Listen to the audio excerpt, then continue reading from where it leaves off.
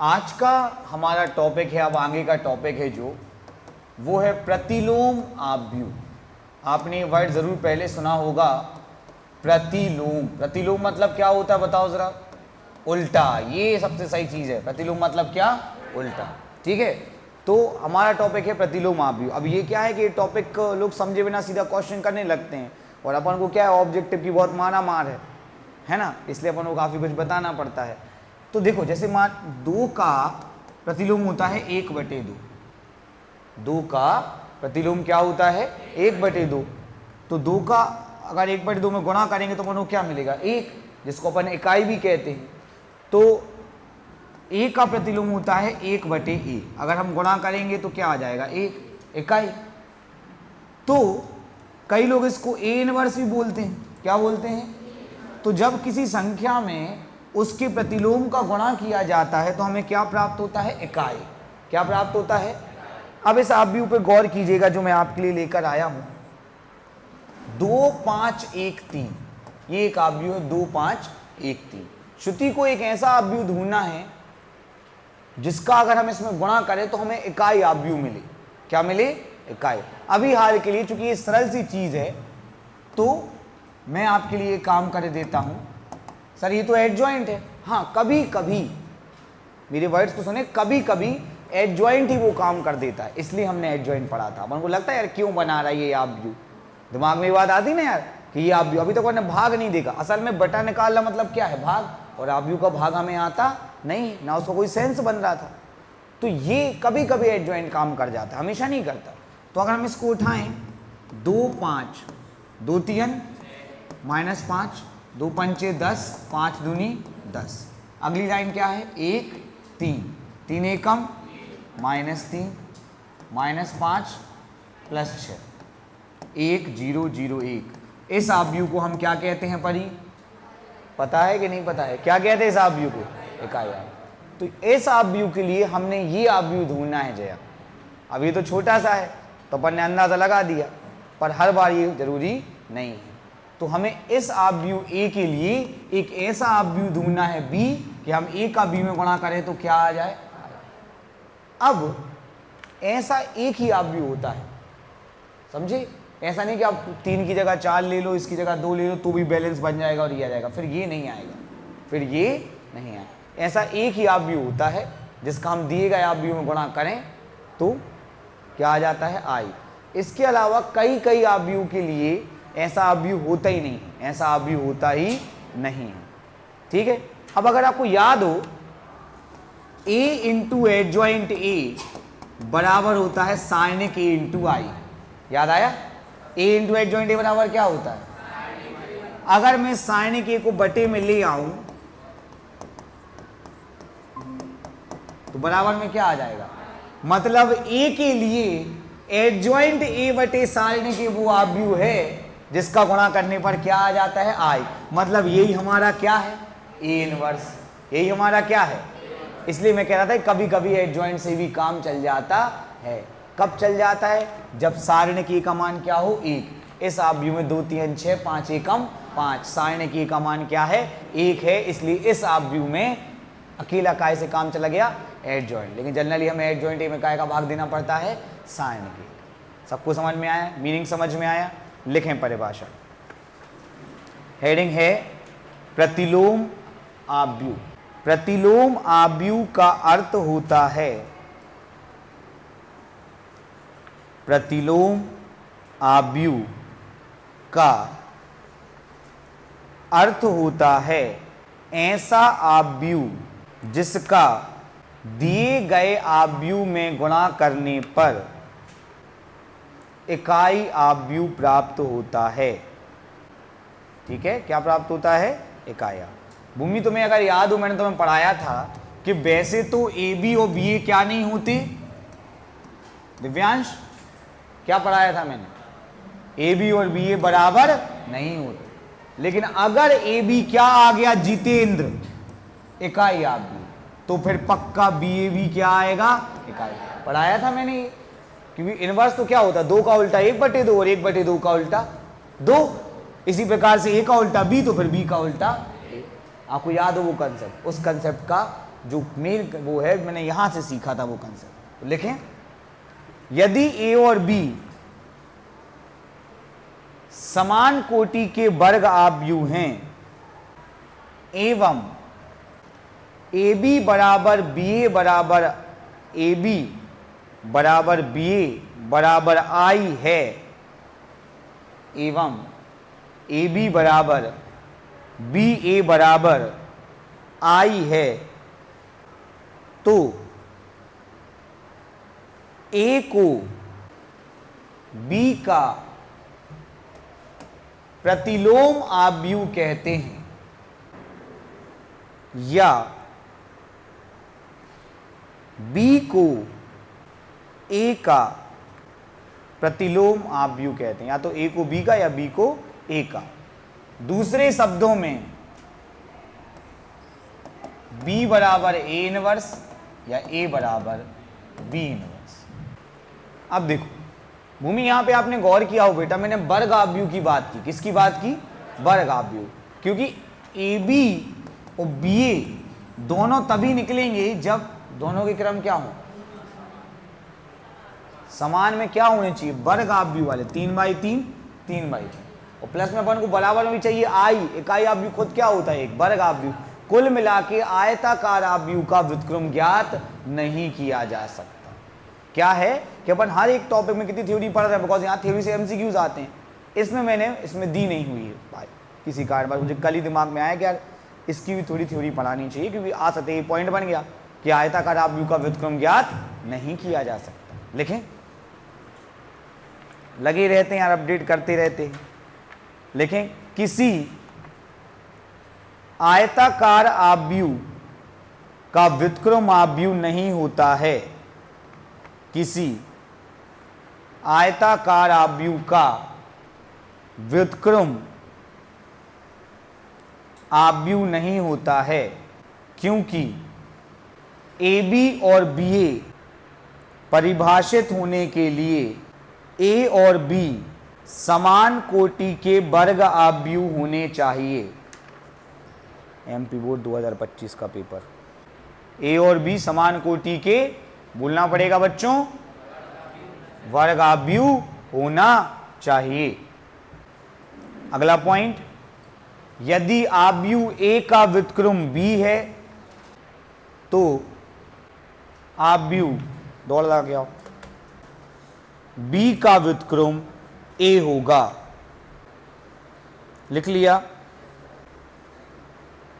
आखिरी पॉइंट, जैसा मैंने कहा कई आव्यूह के व्युत्क्रम नहीं भी निकलते हैं। जया, क्या होता है? कई आव्यूह के व्युत्क्रम नहीं, लेकिन अगर व्युत्क्रम निकल रहा है तो वो यूनिक होता है, अद्वितीय होता है। मतलब ऐसा नहीं कि मैंने कुछ निकाला और तुमने, जैसे मैंने एक आव्यूह लिखा यहां पे, जो अभी मैंने आपको लिख के भी दिखाया था कि मैंने ये लिखा 1 2 3 4, ठीक है जय? क्या लिखा? तो 1/2, ध्यान से समझना पहले मेरी बात, -1/2 आएगा शायद, -1/2, 4 1 -2 -3 वो आव्यूह जिसका इसमें गुणा करोगे तो क्या आएगा? इकाई आव्यूह। आप और कोई आव्यूह लिख नहीं सकते, इसलिए आखिरी पॉइंट लिखेंगे, किसी वर्ग आव्यूह का व्युत्क्रम आव्यूह, किसी वर्ग आव्यूह का व्युत्क्रम आव्यूह यदि उसका अस्तित्व है तो वह अद्वितीय होता है। तो वह क्या होता है? अद्वितीय। अब आप में से कई लोगों को लग रहा होगा यार, जब सर ने बुकलेट में थ्योरी नहीं दी है तो सर का हृदय परिवर्तन कहाँ से हो गया है? तो देखो भैया, ऐसा है कि सीखना जो है ना वो जीवन पर्यंत कला है। हम तो लगे रहते दिन रात, है ना, आपको पता ही, अपना काम ही है। पिछली बार ईमानदारी से यहाँ से 6 नंबर का आना है, ब्लूप्रिंट में लिखा हुआ है। एक क्वेश्चन आया कितने नंबर का? 2 नंबर। जनरली इसके पहले 2024 में अगर आप देखें 25 के पहले, तो क्वेश्चन आया था 4 नंबर का, और उसके पहले भी 4 का। इस साल बस 2 नंबर का आया साइनिक से। तो आप ये सत्य सत्य देख रहे हैं, दिख नहीं पा रहे होंगे, दिख रहे हैं कि नहीं दिख रहे हैं? नहीं दिख रहा है, कोई बात नहीं, इस साल का पेपर है। कॉपी कर लेते आपको दिखने लगेगा। पता ये एक गजब की बात है कि मतलब मैंने इस चीज़ को ऑब्जर्व किया, एमपी बोर्ड वाले कोई एक टॉपिक उठाते हैं, किसी भी चैप्टर से खोलते हैं और उसे सारे ऑब्जेक्टिव फटक टॉपिक से फटक देते। देखना अभी भी नहीं दिख रहा बेटा। यदि फलन, ये फलन का है, ए डैश बराबर माइनस ए, तो ए क्या है? ए पढ़ा हुआ अपन, पढ़ा है ना अपन ने। किसी वर्ग आव्यूह का व्युत्क्रम आव्यूह यदि उसका अस्तित्व तो क्या होता है? ये सत्य सत्य में आया था एमपी बोर्ड 2025, तो ये क्या होगा? सत्य। तो आप ये पॉइंट के पीछे लिख लीजिए कि एमपी बोर्ड 2025 में सत्य सत्य में आया था। परिणत निकल लिए सवाल, कि सवाल का सूत्र क्या है, सवाल करना है। नहीं, अच्छी बात है कि बुरी बात थोड़ी है बेटा। ओके, देखो बेटा ये भी आया है, जो देखो ए कोटि 2 का व्युत्क्रम determinant of A inverse by determinant, last year मेरी बुकलेट में था, ये लास्ट ईयर बुकलेट में था, ठीक है। और ये यूनिक वाली बात है, मैं सबको बताता हूँ, आपको नहीं, मैं सबको ये बात बताता हूँ, लेकिन हाँ उसको कभी लिखवाया नहीं था मैंने, ठीक है। इसके बाद ये यदि ए का व्युत्क्रमणीय आव्यूह तो sin के बराबर 0। ये मेरे दोनों पॉइंट आप लास्ट ईयर की बुकलेट में मिला सकते हैं, दोनों थे। और साथ में आप जो परीक्षा बोर्ड परीक्षा अध्ययन के जान लगाए रहे थे उनमें भी मिला सकते हैं। मैं कुछ भी कहूँगा तो लोगों को लगेगा सर अपनी खुद की तारीफ पेल रहे हैं, ठीक है। इसीलिए टॉपिक बाय टॉपिक पढ़ना जरूरी है। केवल क्वेश्चन कर लेने से कुछ भी नहीं होगा, टॉपिक होते हैं। सोचो एक टॉपिक है व्युत्क्रम वाला, उससे 1 2 3 ऑब्जेक्टिव बोर्ड्स में यार, एक चैप्टर से 3 नहीं आते, एक टॉपिक से 3 है। इसलिए हर एक टॉपिक को जी जान लगा के पढ़ो। कई बोर्ड्स वाले कई बार ज्यादा मेहनत नहीं करते, एक टॉपिक उठाओ जो वालो पिछली बार इसे कचू नहीं दो तो अच्छा ठीक है चलो यही से दे रहा है, ये बार कितना टाइम लगता है 3 ऑब्जेक्टिव बनाने में। तो ऐसा होता है। आज ही अब तुम लोग उसको बहुत आरती उतारोगे, अरे अरे विज्ञान से 3 आए हैं 3 आए हैं, कल किसी और से आ जाएंगे। इसलिए टॉपिक बाय टॉपिक पढ़ें। केवल टॉपिक का कोई एक आध दो क्वेश्चन छूट जाने पर या टफ क्वेश्चन छूट जाने पे आपको एक लगेगा हाँ हाँ ठीक है यार टॉपिक पूरा पढ़ा, ये कठिन क्वेश्चन ये नहीं बन रहा। कितनी अच्छी बात है, कितना आसान हो गया आजकल, कितने सारे ऑब्जेक्ट हमारे, लेकिन अपन उस पर साल भर ध्यान नहीं देते, लास्ट में गाइड खरीद लेते, होगा कुछ नहीं उससे, चाहे आप फिजिक्स में हो चाहे मैथ्स में। इसलिए तो डीपीपी करते हैं, वरना पागल हैं क्या हम। चलिए अगला एमसीक्यूज मैं आपको बता देता हूँ, जल्दी से आप इसका जवाब दीजिएगा। बताएं, सही जवाब चुनना है ए बी सी डी में से, जल्दी नहीं, जल्दी चुनोगे तो सब लोग ये लगा के निकल लेते हैं। क्या आएगा? बड़े भैया पता है हमने कई लोगों को ए लगाते देखा है, कई लोगों को ये बी लगा देते हैं, कई लोग सी लगा देते, डी तक पहुंच ही नहीं पाते। ए बी और बी ए बराबर हो जाए, लेकिन किसके बराबर होना चाहिए? आई के। समझ पाए बेटा? तो आप इसको फटाफट नोट करिए, फिर अपन अपने क्वेश्चन स्टार्ट करेंगे। तो इतनी कीचड़ के बाद हमारा प्रश्न ये है जय भैया कि हम ए इनवर्स निकालेंगे कैसे? क्या हम सर की तरह दिमाग लगाते रहे, गैस करते रहे? बिल्कुल नहीं जितेंद्र, हम जानते हैं कि a इंटू एडजॉइंट ए बराबर क्या होता है? जितेंद्र पढ़ाया है, साइनिक ए इंटू आई। ये भी बड़ी इंपॉर्टेंट प्रॉपर्टी, ये भी आ सकती है। अब अगर हम साइनिक ए को बटे में ले आए, संख्या है वो तो बटे में लाया जा सकते हैं, आव्यूह वाले बटे में नहीं, तो आव्यूह ए में एडजॉइंट ए अपॉन साइनिक ए का गुणा करने पर इकाई आव्यूह प्राप्त होता है कि नहीं होता है? और इनवर्स का क्या मतलब होता है? ऐसा आव्यूह पता करो जिसका दिए गए आव्यूह में गुणा करें तो क्या प्राप्त हो? इकाई आव्यूह आई प्राप्त होता है। इसका अर्थ हुआ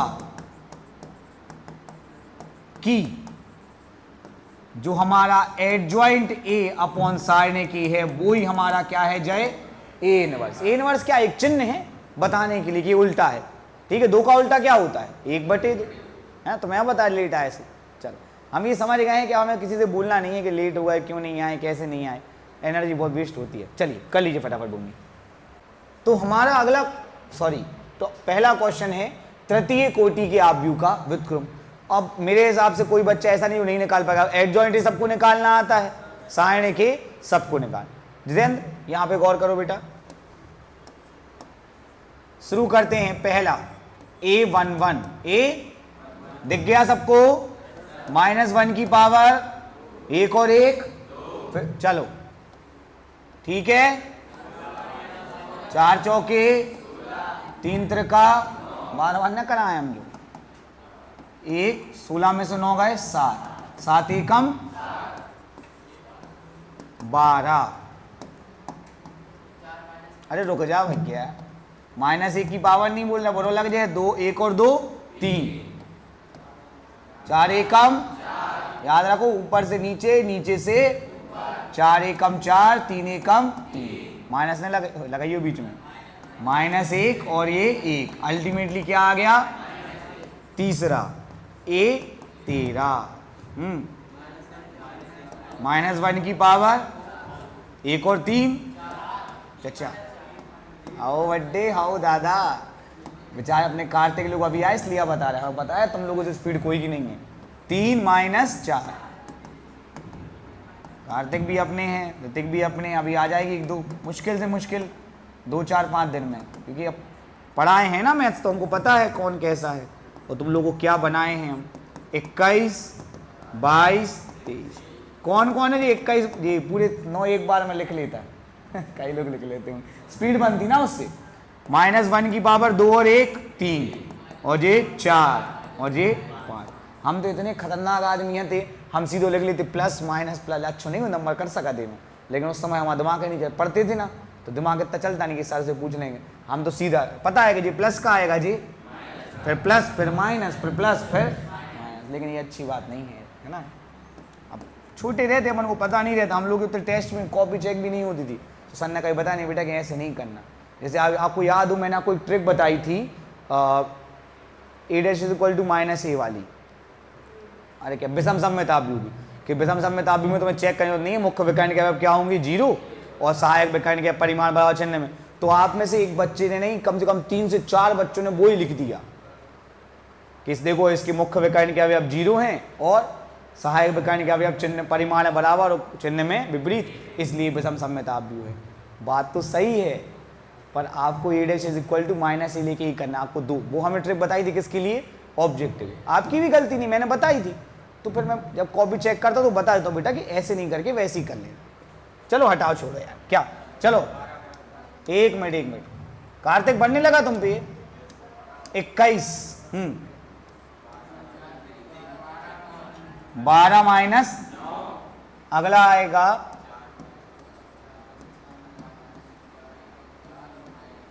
4 - 3,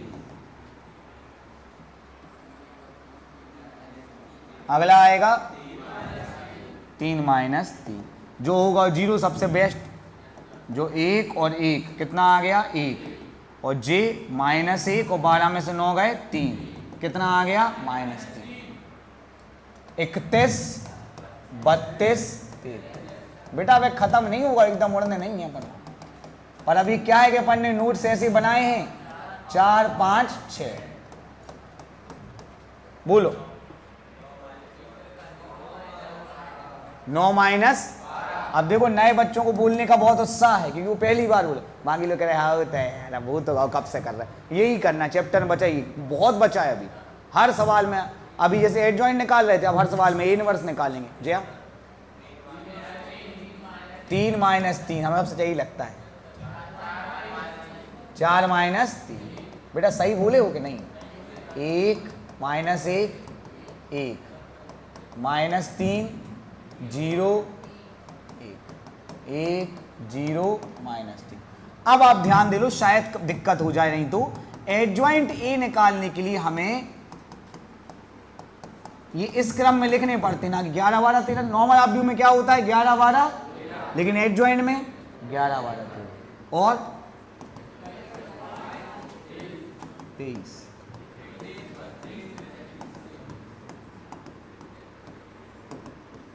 चलो चलो मान लो 7 - 1 -1, फिर से बोलो 7 - 1 -1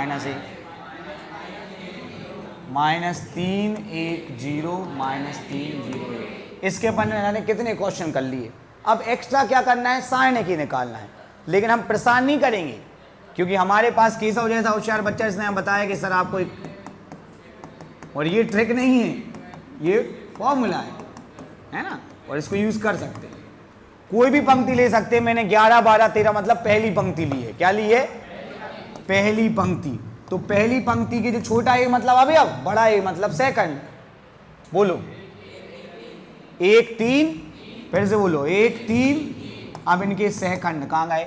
7, फिर से बोलो 7 -1 कैसा भैया? 7 एकम कितना आ गया? ये बाय चांस एक आ गया है। श्रुति कह रही हम देखें ही नहीं, ये बाय चांस श्रुति क्या आ गया है, लेकिन जरूरी नहीं कि हमेशा क्या आए। तो एडजॉइंट ए अपॉन सारणी के। अब सारणी के का मान 1 है। अरे यार कोई सुने नहीं रहा है। सारणी के का मान क्या है? तो असल में ये क्या रहेगा? अरे यार कोई बोले नहीं रहा है। इसलिए मैंने कहा था कभी कभी एडजॉइंट ए क्या बन जाता है अपना ए इनवर्स। लेकिन सारणी के का मान क्या होना चाहिए? 1। क्या होना चाहिए? बोलो बात क्लियर है। अब सोचो कभी के सारणी के का मान 0 आ जाए, क्या आ जाए? तो नहीं आ सकता। हाँ तो फिर 0 आ जाएगा। केसा जो ही पढ़ा हमने तुम्हारे लाने का सेंस बनो जीवन को। बटे में 0 मतलब क्या आ जाएगा? अपरिभाषित। क्या आ जाएगा? मतलब उस आव्यूह का व्युत्क्रम ज्ञात नहीं किया जा सकता। सुन ले। तो अगर सारणी के का मान क्या आ गया? 0, तो ऐसा आव्यूह क्या कहलाता है? अव्युत्क्रमणीय आव्यूह। आवाज नहीं आ रही? क्या कहलाता है?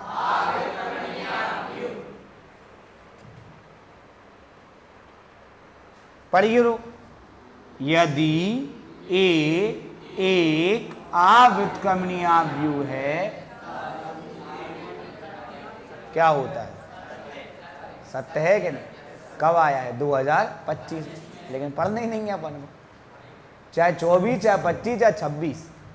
अगर कोई हमारी 1-2 चीजें कॉपी कर भी लेना तो वो इतना हम खुद नहीं कर सकते। अगर आज हमारा सब कुछ मिट जाए ना जया, मान लो हमारा फॉर्मेट हो जाए कंप्यूटर, तो हम खुद जो बुकेट बना रहे वो नहीं बना सकते। उस सालों में बनाई गई टॉपिक जमाएगा, फिर हम किसी बच्चे से मंगाए बेटा ले आओ, फिर उसको टाइप करवाएंगे।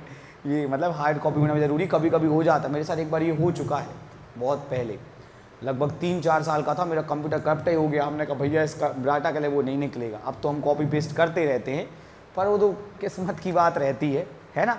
कुछ भी कर लो हर साल अगले साल की तुलना में ज़्यादा अच्छा हो ही जाता है, वो अपने आप ही हो जाता है। चलिए मैं तो बस बता रहा था। तो दिव्यांश भाई ये हो गया, बस अपन एडजॉइंट ए लिख देंगे। लेकिन सोचो, अब रुक जा भाई, रुक जा मेरे भैया, रुक जा जरा, रुक जा। हाँ मान लो ये 2 आया होता, क्या आया होता? तो हम हर अवयव में या तो 2 का क्या कर देते? भाग कर देते। या चाहो अगर थक रहे तो बाहर 1/2 लिख दो। बाहर क्या लिख दो? इन बोथ केस आपको नंबर मिलेंगे। सबको समझ में आया? तो अब ईमानदारी से बताओ, जिसको एडजॉइंट आता वो इतना सा और नहीं कर पाएगा। लेकिन मीनिंग समझना जरूरी हो, मैंने आपको समझाया है ना। और मैं आपसे ये नहीं कहूँगा कि आप 5 मिनट लेट आए, 10 मिनट लेट आए। कई बच्चे आ जाते 7:45 मरिया नाका में खड़े, बाहर खड़े, ऊपर नहीं आते। तो अपन क्या कर सकते जी? अपन तो समय से शुरू करेंगे, कुछ दिनों बच्चों को मन से लगने लगेगा तो वो शायद आ जाएंगे, है ना। चलिए कर लीजिए। अच्छा अब आपको कौन कौन से क्वेश्चन करने पड़ी सुन लो जरा, हो सके तो घड़ी लगा के करें। हाँ पूरा अपन को कौन सा टाइप निपटा देना है जय? टाइप 1। ठीक है। फिर भी अगर आपको घबरा गए और पसीने आ रहे हैं, 6 नहीं बना तो मैं करा दूंगा। 7 में अपनी ट्रिक चलेगी। 7 में अपनी क्या चलेगी? क्योंकि मैंने आपको एडजॉइंट की ट्रिक भी बताई है और साइनिक की भी ट्रिक बताई है। बता ही दें क्या? खत्म करें। चलो देखो, लेकिन तुमको भैया अब एकदम से नहीं लिखने हैं ना, तुमको पूरे सवाल करने पढ़ी। वंस फॉर ऑल बात हो जाए हमेशा के लिए, जिंदगी भर के लिए। ठीक है, ज्यादा ही बड़ा हो गया है। तो जय भैया हम ये कहते हैं कि वंस फॉर ऑल हमेशा के लिए बात हो जाए। विकर्ण आव्यूह क्या होता है? हाँ, जिसके मुख्य विकर्ण के अलावा और कोई अवयव ना हो, बाकी सब 0 हो, बाकी सारे अवयव क्या हो? ठीक है सर। इसमें हर चीज की ट्रिक निकली थी। गुणा करने के लिए अपन को सीधा गुणा कर देना बोला था जब। अब अगर हम इसका एडजॉइंट निकालना चाहे, क्या मैंने इसकी ट्रिक बताई थी? बोलो जी, आप बताई थी कि नहीं बताई थी? हाँ तो बताओ यहां क्या आएगा? YZ, यहां एक्स जेड, इसको छोड़ के, और यहां तो विकर्ण आव्यूह का एडजॉइंट निकालने की कोई जरूरत नहीं है। ये ट्रिक बताई थी मैंने आप। अब सारणिक और गजब है। सारणिक के लिए हमें क्या करना पड़ता है? प्रसार नहीं करना पड़ता, इन तीनों गुणा कर दो, हो गया।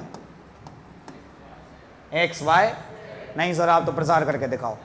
नहीं नहीं कर लो, तुम कर लो, प्रसार कर लो। कहा है एक्स 0 0, इतने कहा है वाई जेड -0, बोलो हाँ या ना, और इतने कछु भी आ जाए, तुम ट्रिक ही नहीं समझ रहे। तो विकर्ण आव्यूह का सारणिक में मान निकालने के लिए मुख्य विकर्ण के सभी अवयवों को क्या कर दो? गुणा। इसके बाद अपन को क्या निकालना? A inverse. एडजॉइंट ए के हर अवयव में काय का भाग देना? सारणिक ए का, मतलब किसका? आवाज नहीं आ रही भैया, एक्स वाई जेड। अब बच्चे बोलेंगे सर ये तो चीटिंग है, आपने इनमें दिया 0 में दिया नहीं, क्या करें बताओ जी आप? कैसे सर? सब अवयव में भाग देना पड़ता, गलत भी पढ़ा रहे। माना कि सब अवयव में भाग देना पड़ता है, बस 0 में भाग दोगे तो वही का वही आएगा।